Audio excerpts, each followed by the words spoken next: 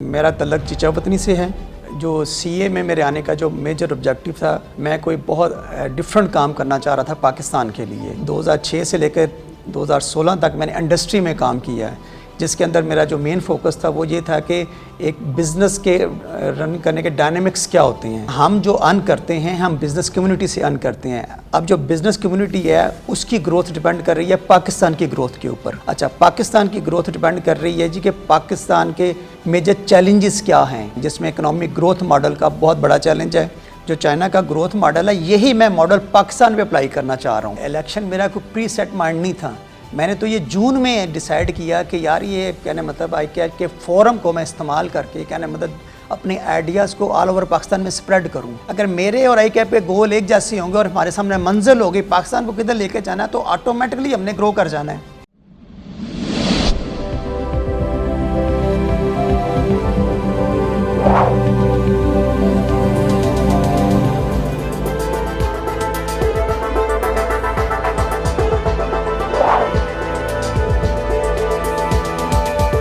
अस्सलाम वालेकुम नाजरीन, शेयरिंग ऑफ प्रोफेशनल विजडम के साथ मैं हूं अली रहमान खालिद। आज जो मेहमान हमारे साथ मौजूद हैं वो एक चार्टर्ड अकाउंटेंट हैं और ये अपनी एक firm Mubashar Ahmad and company के नाम से रन कर रहे हैं। हम इनसे जानेंगे कि इन्होंने ICAP क्यों ज्वाइन की और ये इलेक्शन में कॉन्टेस्ट क्यों कर रहे हैं, इनका विजन, मिशन और ऑब्जेक्टिव्स क्या हैं और किस तरह ये पाकिस्तान के इकोनॉमिक मॉडल की डेवलपमेंट पे काम करना चाहते हैं और टैक्स कलेक्शन जो पाकिस्तान का एक बहुत बड़ा चैलेंज है उसके बारे में ये क्या कहते हैं और इनके पास क्या स्ट्रेटजी और क्या एक स्ट्रक्चर्ड विजन मौजूद है। आइए इनसे मुलाकात करते हैं और जानते हैं। बहुत बहुत शुक्रिया मुबशर अहमद साहब आपकी तशरीफ़ आवरी का। सर, सबसे पहले तो मुझे ये बताइए कि आपने CA कब किया और इसके पीछे आपका विजन क्या था। जो CA में मेरे आने का जो मेजर ऑब्जेक्टिव था, मैं कोई बहुत डिफरेंट काम करना चाह रहा था पाकिस्तान के लिए। मेरा तल्लक चीचावतनी से है। मैंने मैट्रिक साहिवाल से किया है। उसके बाद मैंने FC कॉलेज लाहौर ज्वाइन किया। उसके बाद मैंने हेले कॉलेज पंजाब यूनिवर्सिटी ज्वाइन की और 98 में मेरे आर्टिकल स्टार्ट हुए हैं AF फर्गूसन में, ठीक है, 2002 तक। फिर 2003 से लेकर 6 तक मैंने KPMG में काम किया एज ए एम्प्लॉय। उसके बाद 2006 से लेकर 2016 तक मैंने इंडस्ट्री में काम किया है, जिसके अंदर मेरा जो मेन फोकस था वो ये था कि एक बिज़नेस के रन करने के डायनेमिक्स क्या होते हैं। तो मैंने बड़ी डीप डाउन एनालिसिस किए हैं बिज़नेस कैसे रन होते हैं, ठीक है। अब 2016 से लेकर 2020 तक मैं अपनी प्रोफेशनल फर्म रन कर रहा हूँ, जिसके अंदर मेरा जो मेन फोकस था वो पाकिस्तान था। पाकिस्तान के रेफरेंस से पाकिस्तान के जो क्रिटिकल चैलेंजेस हैं, ये जो रोल कोस्टर आपका इकनॉमिक डेवलपमेंट जर्नी है, आपके टैक्स कलेक्शन के चैलेंजेस हैं, आपका ये सर्कुलर डेट है और काफ़ी चीज़ें हैं, NFC वगैरह वगैरह। मैंने इन पे काफ़ी डिटेल वर्किंग की है। सर, पाकिस्तान की तरक्की में ICAP का क्या रोल है?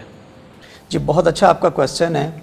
हाँ, हम जो अर्न करते हैं हम बिज़नेस कम्युनिटी से अर्न करते हैं। आइदर मैं एक एज ए प्रोफेशनल इंडस्ट्री में काम करूँ या मेरी प्रोफेशनल फर्म है, ठीक है। अच्छा, अब जो बिज़नेस कम्युनिटी है उसकी ग्रोथ डिपेंड कर रही है पाकिस्तान की ग्रोथ के ऊपर। अच्छा, पाकिस्तान की ग्रोथ डिपेंड कर रही है जी कि पाकिस्तान के मेजर चैलेंजेस क्या हैं। हम अगर पिछले 20, 25, 30 साल से देखते हैं तो हम देखते हैं पाकिस्तान में काफ़ी सीवियर किस्म के चैलेंजेस आए हैं, जिसमें इकोनॉमिक ग्रोथ मॉडल का बहुत बड़ा चैलेंज है कि हमारी रोल कोस्टर इकोनॉमिक ग्रोथ है। उसके साथ हमारा टैक्स कलेक्शन का बड़ा मेजर चैलेंज है। इन चैलेंजेस को क्वेश्चन है कि हम कैसे कहने मतलब रिजॉल्व मैनेज कर सकते हैं। तो इस पर मैं आऊँगा एक कि जी most structure economic growth model दुनिया में बेस्ट मॉडल क्या है। तो इस पे मैं आऊँगा, आपको लेके जाऊँगा चाइना का इकोनॉमिक ग्रोथ मॉडल 1978 का, जो डिंग ज़ाओपिंग चाइना का एक लीडर था जो लेकर आया कि जी कि चाइना ने कैसे ग्रो करना है। तो आज अगर मैं उस मॉडल को देखता हूँ 40 साल बाद, तो मैं देखता हूँ कि उस मॉडल के तहत उनकी कंपनियाँ बिलियन रुपीज़ से बिलियन डॉलर पे चली गई हैं। मैं पाकिस्तान के रेफरेंस से थोड़ा बात करूँगा, और उनकी कंपनियाँ टिनी विलेज से ग्लोबल विलेज में चले गई हैं। और जो तीसरी चीज़ है, उनकी कंपनियों में बहुत ज़्यादा सस्टेनेबिलिटी है, वो ऑल ओवर दुनिया में रूल कर रही हैं। अभी रिसेंटली चाइना का एक जो अली बाबा है, उन्होंने दुनिया का बिगेस्ट IPO रेज़ करना था $34 बिलियन का। वो किसी वजह से मार्केट अलाउ नहीं चाइना गवर्नमेंट ने किया, लेकिन पॉइंट है कि वो दुनिया में किधर मूव कर रहे हैं। अच्छा, अब सर इस सारी चीज़ों को अगर मैं देखूँ, जो चाइना का ग्रोथ मॉडल है, यही मैं मॉडल पाकिस्तान में अप्लाई करना चाह रहा हूँ कि जी पाकिस्तान को कैसे ग्रो करना चाहिए। मैंने इसके ऊपर कंप्लीट होमवर्क किया, इस पर वर्किंग की है। जो पाकिस्तान का जो पंजाब हाउसिंग टास्क फोर्स है 5 मिलियन हाउसेस का, इस फोरम के तहत हमने इनको एक बहुत स्ट्रक्चर्ड इकोनॉमिक ग्रोथ मॉडल दिया जो चाइना का था।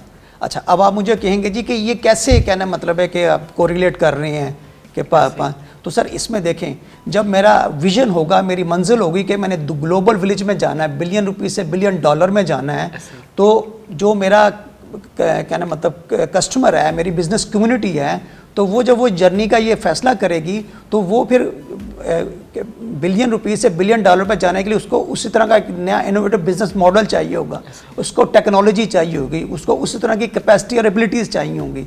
जब मेरा कहना मतलब है कि बिजनेस पार्टनर, मेरा बिजनेस पार्टनर है, वो ग्रो करेगा तो मैं ग्रो करूँगा ना। तो मेरा ये जी है कि मैं कैसे आई कैप की जो कहना मतलब इंक्लूसिवनेस का आई कैप को कैसे मैं ग्रोथ की तरफ ले जाऊंगा। सर, आप आने वाले वक्त में आई कैप के इलेक्शन में भी कंटेस्ट कर रहे हैं, मुझे ये बताइएगा कि आपका विजन क्या है और आप टैक्स कलेक्शन जो चैलेंज है हमारे मुल्क का, उसको किस तरह हैंडल करने का सोचते हैं? देखें, ये जो मैं अभी इलेक्शन, मेरा कोई प्री सेट माइंड नहीं था। मैंने तो ये जून में डिसाइड किया कि यार ये कहने मतलब आई कैप के फोरम को मैं इस्तेमाल करके कहने मतलब अपने आइडियाज़ को ऑल ओवर पाकिस्तान में स्प्रेड करूं। क्या थे, मैंने जितनी एरियाज़ पे वर्किंग की है जो मेरे लिंक्डइन प्रोफाइल पे अवेलेबल है, तो मुझे हर जगह पे काफ़ी बोटलनेक्स हुई, मैं स्टॉप हो गया, रुक गया। तो मैंने कहा यार मेरे पास नेक्स्ट स्ट्रेटजी क्या होनी चाहिए। तो मेरे जहन में फ़ौरन आया कि united we stand, divided we fall, कि मैं अपने मेंबर की स्ट्रेंथ के साथ अब दोबारा अपने आइडियाज़ को रीलॉन्च करूं, उसको एक्सेप्टेंस की तरफ लेके जाऊं। ठीक है, अब मैंने जैसे भी पहले आपको बताया है कि ये कैसे होगा कि मैं पाकिस्तान और अपने आई कैप की गोल कंग्रुएंस की तरफ जाऊं। अगर मेरे और आई कैप के गोल एक जैसे होंगे और हमारे सामने मंजिल होगी पाकिस्तान को किधर लेके जाना है, तो ऑटोमेटिकली हमने ग्रो कर जाना है। सही है। तो मेरा जो आने का इलेक्शन के अंदर ऑब्जेक्टिव है सिर्फ और सिर्फ ये है कि पाकिस्तान और आई कैप लोगों को बताऊं, पाकिस्तान और आई कैप के गोल कंग्रेस होगी तो ऑल अक्रॉस हमारी ग्रोथ होगी, हमारे पास एक मंजिल होगी, अदरवाइज वैक्यूम में हम नहीं मूव कर सकते। सर, टैक्स कलेक्शन का जो चैलेंज है पाकिस्तान का, उसको आप कैसे देखते हैं और इसका हल क्या है? टैक्स की जो परसेप्शन है ना, वो गवर्नमेंट में और हमारे बिजनेस कम्युनिटी में एक बहुत बड़ा गैप है। मैं समझता हूँ जो बिजनेस कम्युनिटी है, they are over economic development partners. ठीक है, अगर मैं इकोनॉमिक अपने डेवलपमेंट पार्टनर पाकिस्तान की जो ऑर्गेनाइजेशन है, अदारे हैं, अगर अपने पार्टनर से लड़ते रहेंगे तो फिर हम कैसे ग्रो करेंगे। तो वो जो गैप है उस पर मेरी बहुत डिटेल्ड वर्किंग है। मैं उस वर्किंग को कहना मतलब आई कैप के फोरम के थ्रू एक नया विजन दूंगा कि यार इस गैप को हमने कैसे ब्रिज करना है। तो ये जी मेरा इसके ऊपर है। सर, आप इसके अलावा भी बहुत सारे शोबों में काम कर चुके हैं, उनके बारे में थोड़ा सा बताइए। जी सर, इसके अलावा मैंने सर्कुलर डेट पे काम किया है, नेशनल फाइनेंस कमीशन पे काम किया है, मैंने गवर्नेंस मॉडल पे काम किया है। तो मेरी डिटेल वर्किंग अवेलेबल है, मैं शॉर्ट्स भी काफ़ी लोगों से आजकल शेयर कर रहा हूँ। तो देखें, हम ग्रोथ की तरफ उस वक्त जा सकते हैं हम टोटलिटी में काम करें। ठीक है, हम सिर्फ एक चीज़ पे फोकस करेंगे, हम कभी भी ग्रोथ की तरफ नहीं जाएंगे। हमारे फॉर द टाइम बीइंग काफ़ी 4-5 मेजर चैलेंजेस हैं जिसमें गवर्नेंस बहुत बड़ा है। तो गवर्नेंस के ऊपर भी मैं एक इनोवेटिव आइडियाज़ लेकर आया हूँ जो मैं इंशाल्लाह मेरे लिंक्डइन प्रोफाइल पे अवेलेबल है। मैं अभी लोगों के साथ भी शेयर करूँगा कि हमने गवर्नेंस इकोनॉमिक डेवलपमेंट मॉडल, वो जो गैप है आई कैप का और बिजनेस कम्युनिटी का और गवर्नमेंट का टैक्स कलेक्शन के रेफरेंस से, उसको हमने ब्रिज करना है। जब हम 4-5 चीज़ों को लेकर चलेंगे, टोटलिटी में एक लेकर चलेंगे। देखें, अभी जो पाकिस्तान में सबसे बड़ी प्रॉब्लम वो ये आ रही है कि चीज़ को टोटलिटी में नहीं लेकर चला जा रहा है, आइसोलेशन में लेके जा रहा है। तो मैंने तमाम चीज़ों को इंटीग्रेट करना है। जब देखें आप इंटीग्रेशन करेंगे तो आप ऑटोमेटिकली अपनी मंजिल की तरफ रवाना हो जाएंगे। सर, पाकिस्तान इकोनॉमिक मॉडल जो है डेवलपमेंट की आपने भी बात की, इसको आसान लफ्ज़ों में बताएं, हम किस तरह इस पर काम कर सकते हैं और आपका क्या विजन है इसको लेके? देखें सर, जो अभी जो 5 मिलियन हाउसेस का इन्होंने प्रोजेक्ट लॉन्च किया है कि जी इससे हमारी इंडस्ट्री में ग्रोथ आएगी। देखें, दुनिया में ये स्ट्रक्चर्ड मॉडल नहीं है ग्रोथ का। ठीक है, दुनिया जो स्ट्रक्चर्ड ग्रोथ मॉडल है उसकी हमारे पास बेस्ट एग्जांपल चाइना के, जो मैं भी आपको मेंशन कर सकूं। ठीक है, तो मेरे ख्याल में कहना मतलब है जो दुनिया की बेस्ट प्रूवन कहना मतलब मॉडल है, उनको अडॉप्ट किया जाए तो इंशाल्लाह ताला हमारे ग्रोथ का कोई चैलेंज नहीं रहेगा। सर, आई कैप इस वक्त क्या क्या चैलेंजेस फेस कर रहा है, जिसमें आप इलेक्शन के थ्रू जब आएंगे तो आप उसको किस तरह से बेहतर करेंगे? जी देखें जी, आई कैप के जो इस वक्त दो किस्म के क्या नाम मतलब चैलेंजेस हैं। एक इसके फंडामेंटल चैलेंजेस हैं और एक इसके स्ट्रक्चरल चैलेंजेस हैं। फंडामेंटल चैलेंजेस ये हैं कि आपने जिस फाउंडेशन पे बिल्डिंग खड़ी करनी है तो उस फाउंडेशन के क्या चैलेंजेस हैं। उसमें सर हमारे दो मेजर चैलेंजेस हैं। एक है गवर्नेंस का, ठीक है, कि हमारी गवर्नेंस पे काफ़ी हमें फोकस करने की ज़रूरत है। मैं गवर्नेंस की चीज़ें डिस्कस नहीं करूँगा, पास इवेंट। मैं कह रहा हूँ कि यार हमें रिपीटेड मिस्टेक्स नहीं करनी चाहिए। अगर आप रिपीटेड मिस्टेक्स करेंगे तो आप सिस्टम से आउट हो जाएंगे। हमें लोकली भी और ग्लोबली भी हमें ये आइसोलेशन फील हो रही है जो फर्दर नहीं बढ़नी चाहिए। एक ये गवर्नेंस का है, मैं समझता हूँ governance is the spinal cord of the, कहना मतलब है कि आई कैप की जो जिसके ऊपर हमने बिल्डिंग खड़ी करनी। सर सेकंड है हमारा एजुकेशन का। हमारे देखें, education is a heart of any process, ठीक है। अगर आप दिल नहीं चेंज करेंगे चेंज नहीं आएगी, ठीक है। उसमें मैं कहूँगा कि हमारी जो इंडक्शन स्टेज है, हमारी उसमें हमारी एजुकेशन स्टेज है, उसके बाद हमारी ट्रेनिंग स्टेज है, बिट एडवांस डेवलपमेंट, इन सब पे बड़ा फोकस करने की ज़रूरत है। और ये जो कह रहे हैं गवर्नेंस और एजुकेशन, इस कैसे अब मैं सही करूँगा, तो देखें जी दुनिया के बेस्ट प्रैक्टिसेस हैं, they are no more hidden treasure. हमें पता है कि हमने क्या है, तो मैंने एक ऊपर बाकायदा एक स्ट्रेटजी लेकर आया हूँ कि एक स्ट्रक्चर्ड अंदाज से हमने इन सब चीज़ों के ऊपर वर्किंग करके कैसे इसको इम्प्लीमेंट करना है, ठीक है। अच्छा, एक तो ये चैलेंज है ये जो फाउंडेशन के हैं। दूसरे चैलेंजेस के बिल्डिंग स्ट्रक्चर के हैं कि जिसने कैसे एक्सपैंड होना है, कैसे इसमें टेक्नोलॉजी आनी है, कहना, तो वो मैंने आपको मॉडल बता दिया है। वो चाइना का मॉडल। जब हमारा बिजनेसमैन ग्रो करेगा बिलियन रुपये से बिलियन डॉलर के ऊपर, वो नए बिजनेस मॉडल हमसे मांगेगा, वो नई टेक्नोलॉजी के साथ आएगा, वो प्रिमिटिव चीज़ों के साथ नहीं ग्रो करेगा। तो जैसे हम जब मैं एक मंजिल के साथ चलूँगा मैं ऑटोमेटिक अपनी मंजिल पर पहुँच जाऊँगा। सर कासिम अली शाह साहब की फाउंडेशन है, उनके वीडियो लेक्चर्स भी आपने सुने हुए हैं, उनके बारे में क्या कहेंगे? देखें जी, बहुत मोटिवेटिंग किस्म के आपके लेक्चर हैं कासिम अली शाह साहब के, मैं बड़ा उनको अप्रिशिएट करता हूँ। लेकिन देखें, आइडियाज़ को जब तक आपको इम्प्लीमेंटेशन के लिए प्लेटफॉर्म नहीं मिलेगा, विजन नहीं मिलेगा, आपको प्रैक्टिकल कोई प्लेटफॉर्म नहीं मिलेगा, आप उनको मटीरियलाइज नहीं करा सकते। एक आप साहब को कहते हैं जी ये चैलेंजेस को ऐसे मीट करो, ये चैलेंज है वैसे, अब उनको मंजिल दें पहले, फिर देखें वो कैसे इन आइडियाज़ के थ्रू कहना मतलब मैनीफोल्ड किस्म की ग्रोथ आएगी। तो मैं यही आइडिया मैं आई कैप में लेकर आया हूँ कि देखें, हर बंदा कह रहा है जी मैं टेक्नोलॉजी लेकर आऊँगा, मैं ऐसे करूँगा। मैंने कहा यार वो अप्लाई किधर करनी है, मेरे पास एक मंजिल को प्लेटफॉर्म हो जिसके ऊपर मैं एक्सपेरिमेंट करूं। एक डॉक्टर कहने मतलब सिर्फ एक, मैं कहता हूं मैंने टैक्सी बड़ी अच्छी किताबें पढ़ ली हैं, मैं अगर उसकी प्रैक्टिस नहीं करूंगा मुझे पता ही नहीं चलेगा यार ग्राउंड पे चैलेंजेस क्या हैं, उनको अप्लाई कैसे करना है, उन चीज़ों को रिफाइन कैसे करना है। सर जिस ग्रोथ मॉडल की आपने बात की और जिन चैलेंजेस का आपने जिक्र किया, बहुत सारे लोग इसकी बात करते हैं, लेकिन आपके पास वो क्या स्ट्रेटजी है जिसके ज़रिए हम इसको इम्प्लीमेंट कर सकें? देखें जी, इसके ऊपर मेरी जो स्ट्रेटजी है, जो मेरा टिल टू डेट तक एक्सपीरियंस है, मैं एक मोटो लेकर आया हूँ, united we stand, divided we fall, ठीक है। आई कैप की भी अगर मैं बातें करूँगा तो उधर भी हमें चैलेंजेस आएंगे डिफरेंट किस्म के, जी लॉ में नहीं है, ये कहना मतलब प्रैक्टिकल नहीं है वगैरह वगैरह। तो उस पर मेरी अप्रोच है ये रिफरेंडम, ठीक है। एक तो कन्वेंशनल है ना कि आप ओल्ड रूट से चलें, एक है कि what is the innovative idea.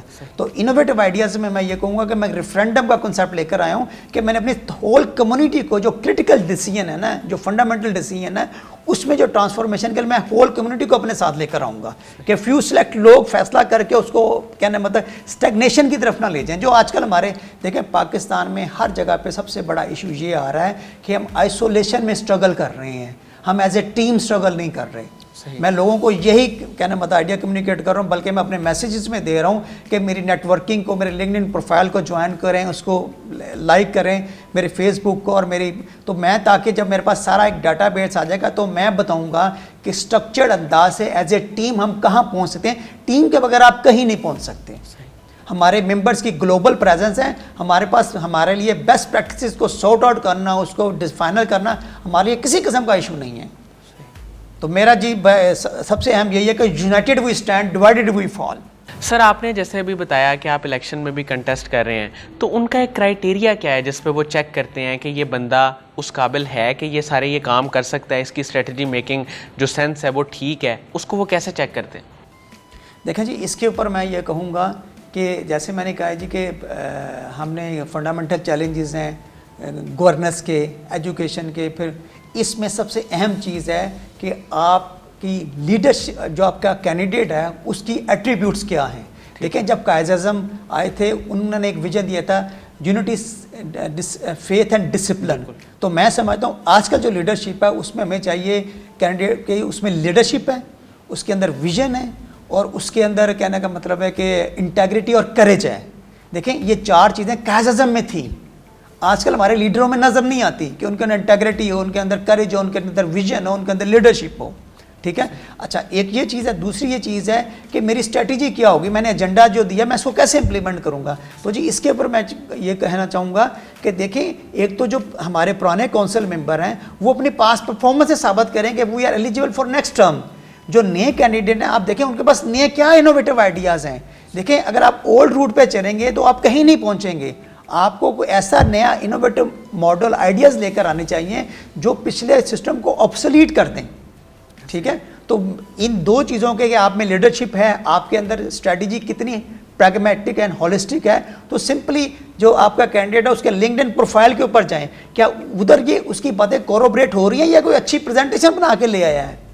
ठीक है ना, तो ये कोई लिटमस टेस्ट बड़ा सिंपल सा है कि वो जो बातें कर रहा है वो पिछले 3-4 साल या 2 साल से वो क्या वो लिंक्डइन प्रोफाइल भी अकॉर्डिंगली उसका ये चीज़ें डिपिक्ट कर रहा है कि जी हाँ ये जो बातें हैं बड़ी कोरोलेट कर रही हैं। ये देखें लिंक्डइन प्रोफाइल बता रहा है कि ये इलेक्शन लड़ना चाह रहा था, ये आफ्टर तो फॉलो कर रहे हैं ना। तो मैं तो कह रहा हूँ मैं तो इलेक्शन इसके लिए नहीं आया कि ये कौंसिल में सीट लेनी है, आता मैं तो बड़ी पहले तैयारी करता 2-3 साल पहले।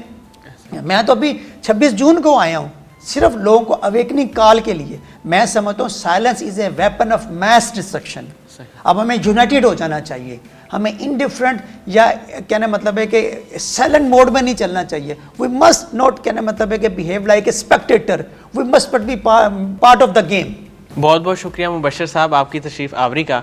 नाज़रीन मुझे उम्मीद है कि जो पाकिस्तान के इकनॉमिक चैलेंजेस हैं और उस पर ये जो मॉडल पेश करना चाहते हैं, जो इसके बारे में जानना चाहते हैं, उनके लिए इंटरव्यू इंतहाई मुफीद साबित होगा। बहुत बहुत शुक्रिया, अपना बहुत ही ख्याल रखिएगा। अल्लाह हाफ़िज़।